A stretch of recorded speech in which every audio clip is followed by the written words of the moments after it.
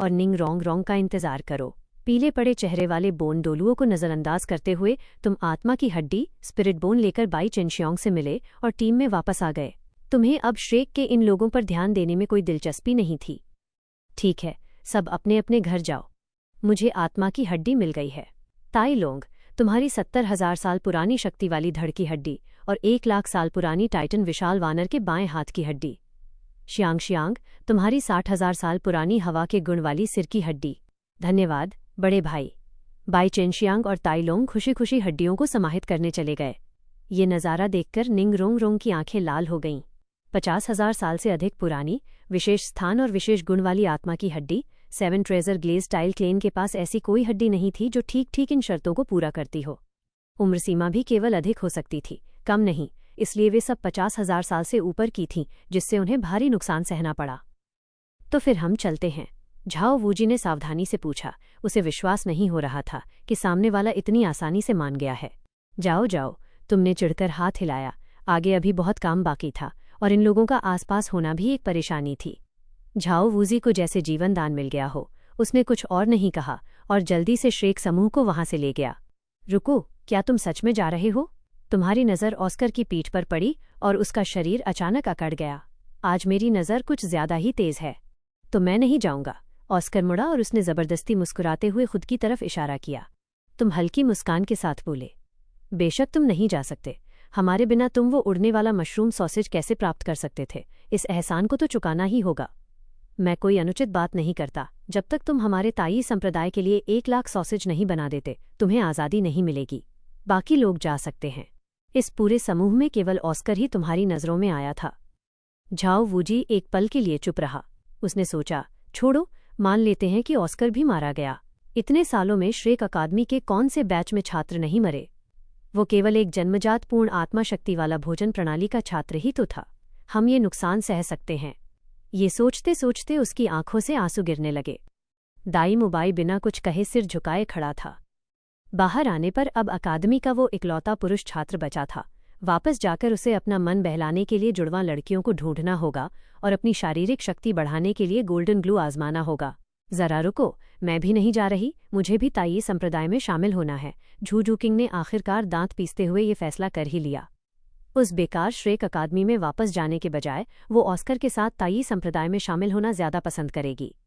कम से कम यहाँ उसे आगे बढ़ने की उम्मीद और दिशा तो दिख रही थी। तुम्हारी नज़रें झू झूकिंग के बेहतरीन शरीर पर घूमी और तुम्हारे इरादे बिल्कुल साफ झलक रहे थे। इतनी बड़ी सुंदरी को जाने देना सच में अफसोस की बात होती। झू झूकिंग ने अपना होंठ काटा। उसका शरीर कांप रहा था। वह अच्छी तरह जानती थी कि वह पुरुषों को कितना आकर्षित करती है, लेकिन ऐसे प्रतिभाशाली व्यक्ति की नज़र में आना भी उसके लिए सम्मान की बात थी। वो दाई मुबाई की मुख्य पत्नी बनने के बजाय तुम्हारी रखेल बनना ज्यादा पसंद करेगी। झूकिंग, तुम। दाई मुबाई ने कुछ कहने के लिए मुंह खोला, लेकिन बेबसी से वापस बंद कर लिया और बस अपनी मुट्ठियां कस लीं। उसने सोचा, छोड़ो, मुझे वापस जाकर जुड़वां लड़कियों को ही ढूंढना चाहिए। अपनी जिस औरत को वो केवल अपनी जागीर समझता था, उसे उस राक्षस की नज़र में चढ़ते देख उसके मन में विरोध करने की हिम्मत भी नहीं हुई। ठीक है झूकिंग, अगर तुम नहीं जा रही हो तो मैं भी नहीं जा रही। इस आदमी ने हमारे 7 ट्रेजर ग्लेज्ड टाइल क्लेन से गोल्डन ग्लू और आत्मा की हड्डियां ठगी हैं। यह लड़की उनके ताई संप्रदाय को कंगाल करके ही दम लेगी। निंग रोंग रोंग ने भले ही यह कहा हो, लेकिन उसके मन में झू झूकिंग से मुकाबला करने की भावना छुप छुप कर चल रही थी। तुम्हारे बारे में उसके मन में कोई विचार नहीं था। यह कहना बिल्कुल झूठ होगा। अगर उसे एक सर्वोच्च दर्जे की मार्शल आत्मा का खून मिल जाए तो 2 आत्मा की हड्डियां क्या, अगर 10 भी देनी पड़े तो भी 7 ट्रेजर ग्लेज्ड टाइल क्लेन का फायदा ही होगा। जैसी तुम्हारी मर्जी। तुमने बस झाओ वूजी और दाई मुबाई की उदास पीठों की ओर देखा और फिर उन पर कोई ध्यान नहीं दिया। बाई चेनशियांग और ताई लोंग ने एक एक करके आत्मा की हड्डियों को समाहित कर लिया था।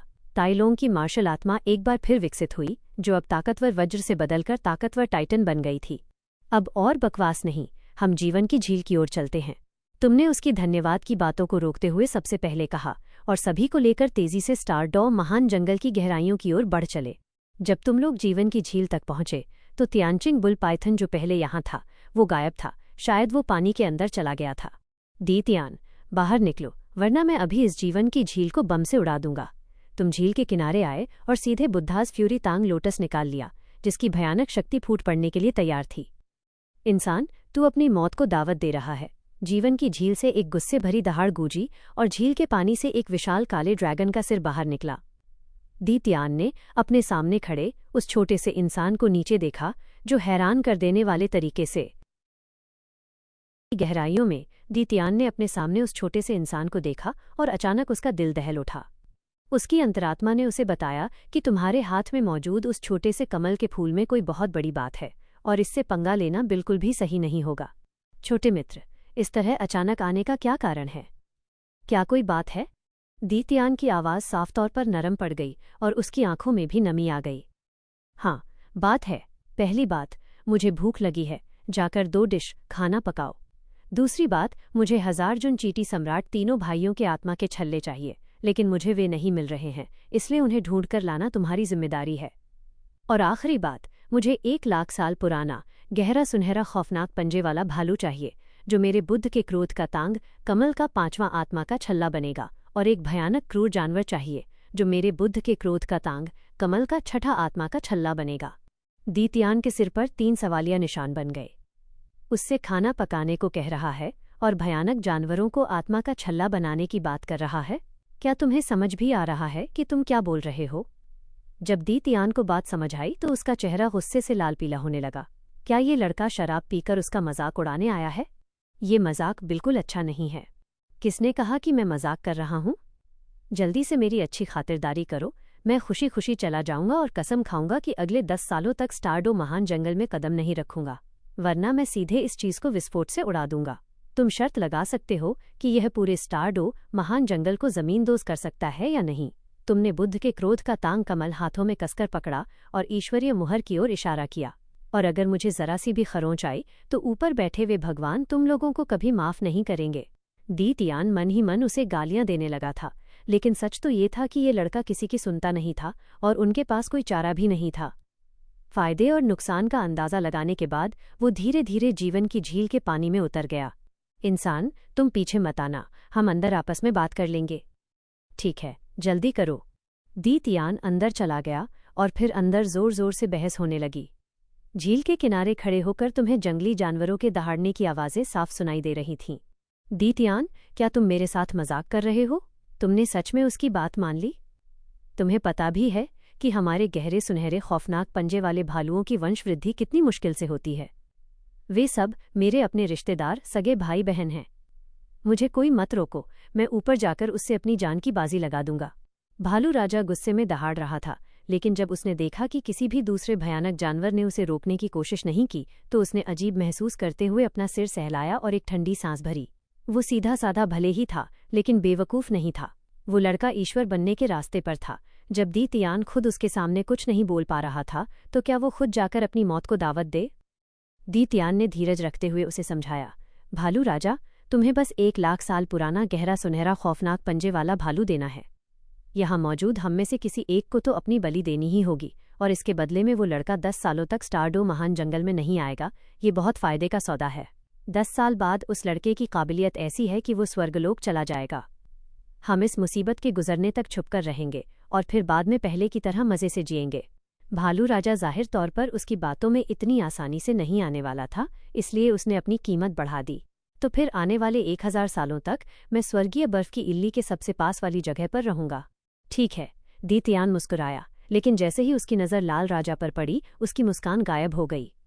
लगभग 3 लाख साल पुराना एक भयानक जानवर, इतना बड़ा नुकसान स्टारडो महान जंगल के लिए बहुत भारी पड़ने वाला था, लेकिन इसके अलावा कोई रास्ता नहीं था। लाल राजा की तपस्या सबसे कम थी, बाकी जानवरों की उम्र और तपस्या उससे कहीं ज्यादा थी, इसलिए उनका मरना और भी बड़ा नुकसान होता।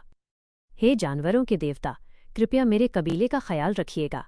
लाल राजा को अपनी किस्मत का अंदाजा हो गया था। उसके तीनों चेहरे एक साथ पीले पड़ गए। वहां मौजूद बाकी भयानक जानवर घूर घूर कर देख रहे थे। उसके पास मना करने का कोई हक नहीं था। जब बात ऐसी ही थी तो सीधे सामने वाले की तरफ हो जाना ही बेहतर था। वो लड़का भगवान का उत्तराधिकारी था। वो पक्का 100वें स्तर तक पहुंचकर भगवान बनेगा और स्वर्गलोक जाएगा। अगर उस पर दांव लगाया जाए तो जब एक इंसान भगवान बनेगा तो उसके साथ जुड़े सब लोगों का नाम होगा। भविष्य में शायद ऐसा भी दिन आए जब दी तियान जैसे लोग भी उसे सम्मान से देखने लगें। मैं तुम्हारे कबीले का ख्याल रखूंगा। दी तियान ने एक गहरे अर्थ के साथ सिर हिलाया। 10,000 राक्षसों के राजा उन 1000 जुन चींटी तीनों भाइयों को ढूंढो। मैं तो हैरान हूँ, खुद उसे आत्मा का छल्ला नहीं मिल रहा तो दोष हम पर मढ़ रहा है। क्या ये लड़का जरा भी तमीज़दार नहीं है? 10,000 राक्षसों के राजा ने मजबूरी में शिकायत की, लेकिन फिर भी मेहनत से काम में जुट गया। स्टारडो, महान जंगल का चप्पा चप्पा उसकी उंगलियों पर था। चींटियों के हर घोंसले की जगह उसे अच्छे से पता थी, और उन 3 चींटियों पर तो उसकी खास नज़र थी, जिनके पास 1 लाख साल की उम्र पूरी करने की उम्मीद थी। स्टारडो महान जंगल के बाहरी इलाके में 12 बजे की दिशा में रेत के टीलों का एक इलाका है। 1000 जुन चींटी तीनों भाई उन रेत के टीलों के नीचे 500 मीटर की गहराई में हैं। दी तियान ने सिर हिलाया। रेत के टीलों के नीचे 500 मीटर की गहराई में। दी तियान ने सिर हिलाया। वैसे क्या किसी को खाना पकाना आता है? मैं बनाता हूँ। लाल राजा चिवांग ने चुटकी बजाई, आग जलाई और जीवन की झील की अलौकिक सुइयों का इस्तेमाल करके खाना पकाना शुरू कर दिया। भालू राजा श्योंग जुआन बड़बड़ाते हुए अपने कबीले के सदस्य को लेने घर चला गया, और दी तियान खुद 1000 जुन चींटी तीनों भाइयों को पकड़ने चला गया। बहुत जल्द 1000 जुन चींटी तीनों भाई, 1 लाख साल पुराना गहरा सुनहरा खौफनाक पंजे वाला भालू और लाल राजा के हाथ का बना खाना, सब कुछ तुम्हारे सामने करीने से सज गया। इंसान, तुम अपनी आत्मा और अपने ईश्वरीय पद गॉड सीज की कसम खाओ कि अगले 10 सालों तक तुम स्टारडो महान जंगल में एक कदम भी नहीं रखोगे। दी तियान ने अपनी आंखें सिकोड़ी। यह उनकी आखिरी सीमा थी, और स्टारडो महान जंगल की बची कुची इज्जत बचाने का आखिरी जरिया भी। अगर सामने वाला यह मान जाता तो ये कोई जबरदस्ती की वसूली नहीं, बल्कि एक सौदा माना जाता। मैं, तांग यी, अपनी आत्मा और ईश्वरीय पद की कसम खाता हूँ, विनाश के देवता की कसम खाता हूँ कि अगर मैं 10 सालों के भीतर दोबारा स्टारडो महान जंगल में आया तो आसमान की बिजली मुझ पर गिरे और मेरा विनाश हो जाए। तुमने खाना देखकर उत्सुकता से अपने हाथ रगड़ते हुए कहा। इंसान, मैं तुम्हारे आगे खुद को न्योछावर बलिदान कर सकता हूँ, लेकिन तुम्हें अपने ईश्वरीय पद की कसम खानी होगी कि भगवान बनने के बाद तुम मुझे दोबारा जिंदा करोगे। लाल राजा ने भी इसी वक्त अपनी शर्त रखी। ये बात सुनते ही दी तियान का चेहरा थोड़ा बदल गया। इसका रुख तो बड़ी ही आसानी और तेजी से बदल गया था। रुको, मैं भी खुद को तुम्हारे आगे बलिदान करता हूँ। तुम्हें भी ईश्वरीय पद की कसम खानी होगी कि भगवान बनने के बाद तुम मुझे जिंदा करोगे। वो 1 लाख साल पुराना गहरा सुनहरा खौफनाक पंजे वाला भालू जो पहले अपनी किस्मत से समझौता कर चुका था, लाल राजा का ये तरीका देखकर उसकी आंखें चमक उठीं और वो भी उसकी नकल करने लगा। हम तीनों भाई भी तुम्हारे आगे खुद को बलिदान करते हैं, लेकिन तुम्हें ईश्वरीय पद की कसम खानी होगी कि भगवान बनने के बाद तुम हम भाइयों को जिंदा करोगे। दी तियान द्वारा दबाकर रखे गए 1000 जुन चींटी तीनों भाई भी पागलों की तरह चिल्लाने लगे। बलिदान देना कौन नहीं जानता? दी तियान को अब समझ आया कि कुत्ते को मांस की रोटी फेंकने जैसी कहावत का असल मतलब क्या होता है, जो एक बार गया तो वापस नहीं आता। सब अपनी मर्जी से तैयार हो रहे थे, जिससे उल्टा वही अकेला गुंडा नजर आ रहा था।